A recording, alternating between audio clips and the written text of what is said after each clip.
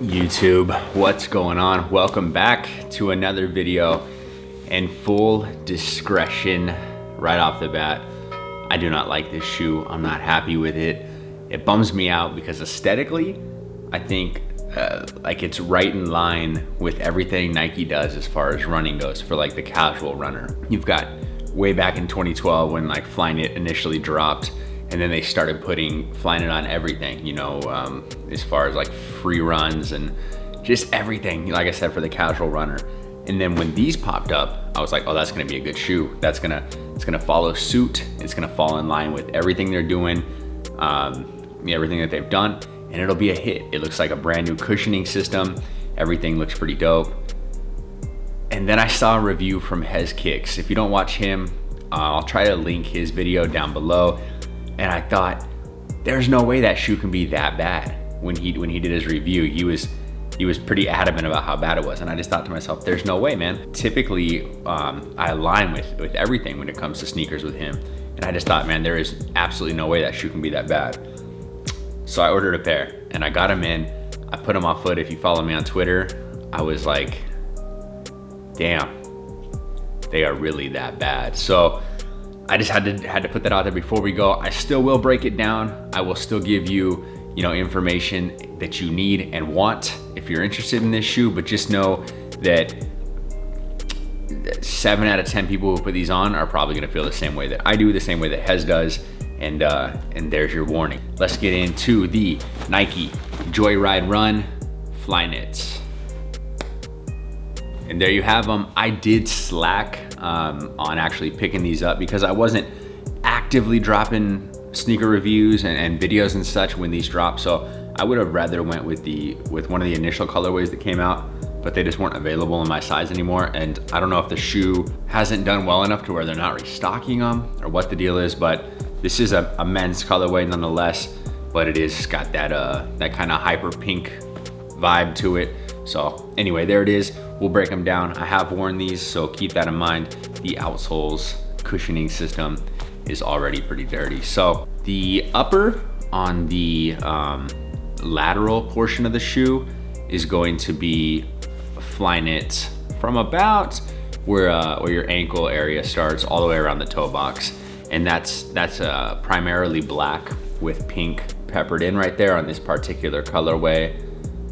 Like I already said, moving to the medial portion of the shoe, you do have almost a neoprene, which is the entire tongue all the way down to where it meets the midsole right here. So little neoprene, Flyknit up top, and then on the toe box, you can see just a little toe guard. It's actually just like the big toe right there with the Nike swoosh on it, and probably just a little reinforcement, as well as right there on the opposite side of the toe box, just pure black. And that's not any reinforcement.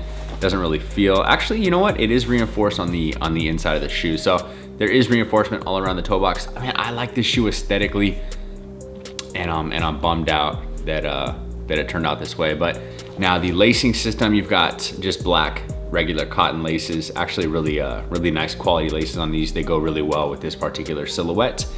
And the lacing system is just reinforced on both sides of the shoe, as you can see right there. And like most shoes that we see these days, you don't really have to tighten the shoe up if you're just gonna wear the shoe casually. The tongue is not detached, it's fully attached. It's more of a booty system. Now heading back to the back panel of the shoe, this, it's kind of hard to explain, but if you can see right here, this isn't necessarily detached, but where the top lace hole is kind of, I mean, that part is detached, but from the actual booty, it's like its own separate layer because the booty is inside there, and it's really hard for me to explain. So the pull tab right here on the back of the shoe is pink, peppered with black, opposite of the toe box, and that is attached to the actual inner booty, and then it wraps to the actual outside Achilles portion of the shoe right here on the back panel. And then this whole padded system right here is separated from the booty. So right on your ankle collar, it is very, very padded right there. And it looks cool when you're actually looking down on it when you've got the shoe on foot. Like I said, again, I'll reiterate, aesthetically, the shoe is beautiful. I think it's one of the better running shoes to look at. And that's why I was so excited. You know, I thought something finally that's going to make me want to get multiple colorways, but unfortunately comfort, that didn't work out that way. Anyway, you've got kind of like a ripstop material. I'm sure the camera's picking up. Hopefully you can get the details in there, but again, ripstop, typically a good reinforced material. That's what the top lace holes are made out of, so you're not gonna pull those laces, you're not gonna bust through those laces, they're not gonna rip through. I know that's not typically a concern for anybody, but I like to just give you a little info on what materials they're using up there, and my point of view on why it might be. So insole is not removable, just because it's probably sitting right on top of the cushioning system. It doesn't really feel like the shoe was built on a typical last. Heading towards the midsole, outsole area, the foam that you see is extremely cushiony and soft. On the inside of the arch right there, you do see the text says conforming cushioning system. Now I'll break down why I feel the way I do. So on the actual bottom of the shoe right here, where the pink areas are, you can feel exactly what it looks like when your foot is in the shoe. You've got this portion of the shoe where there's the beads that we'll speak on, this portion of the shoe with the beads, and then the back heel portion that has the majority of the bead system in there. For whatever reason, Nike didn't add enough cushion, I guess, inside, or maybe too much cushion in certain areas, but it essentially, on the ball of your foot, it essentially feels like there's a ball pushing up against your foot, making it extremely uncomfortable because it kind of is pushing your toes forward and separating your foot apart. And I'm not exactly sure why it feels that way, but that's where the most discomfort came from, in my opinion. For whatever reason, it caused like almost a ton of pain. Like the discomfort was turning into pain fairly quickly. I wore these for 2 hours. I took them off and I haven't put them back on since, and I won't put them back on until I do the on feed for this video. And then they're actually going back to Nike just because I'm so dissatisfied with them. But nonetheless, I wish I could explain it in more depth, and I wish I could give you a feeling for what it feels like, but it's just uncomfortable. The shoe just needs to be reconstructed on the inside, and the padding needs to be allocated evenly throughout. The positives are this cushioning system is amazing. It is very soft, it is very squishy. It does provide for what could be a comfortable ride and feel. Now, these beads right here, same thing. I didn't really feel the beads. I know Hez and some other people said they could actually feel the beads, and there was discomfort from there. I didn't feel a whole lot of discomfort in my heel, so I think that part of the shoe is fine, in my opinion.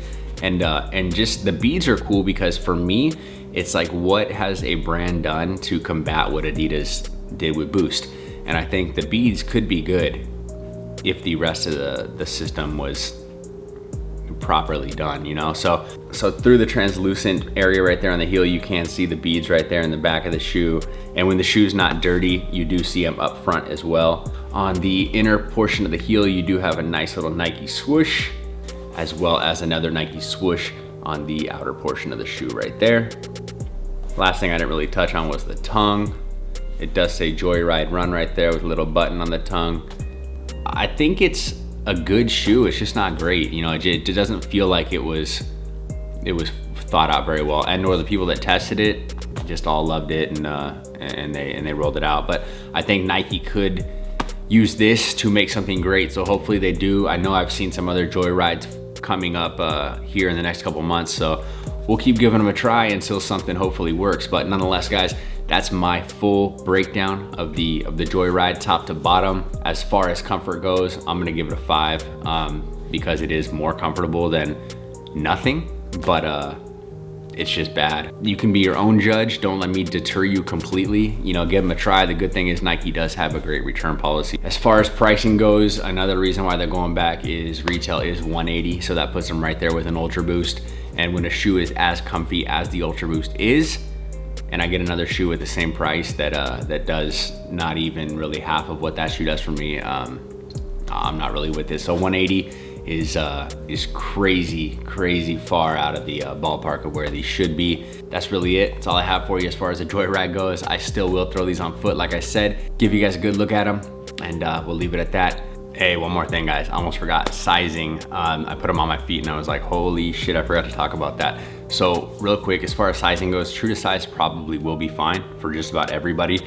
But like I said, in the forefoot, where it almost feels like it's separating your toes, it does push your foot forward a little bit, and you kind of feel them get close up there in the front. So when you put them on, they feel fine true to size. But if you're gonna do anything active in these and you are gonna hold on to them, especially if you see yourself running in these, if you do enjoy them, I might say a half size up, but true to size, 9 out of 10 times will probably be just fine. So had to give you guys that, I almost forgot. So again, thanks for watching, appreciate it. Until next time, guys, I'm RJ, peace out.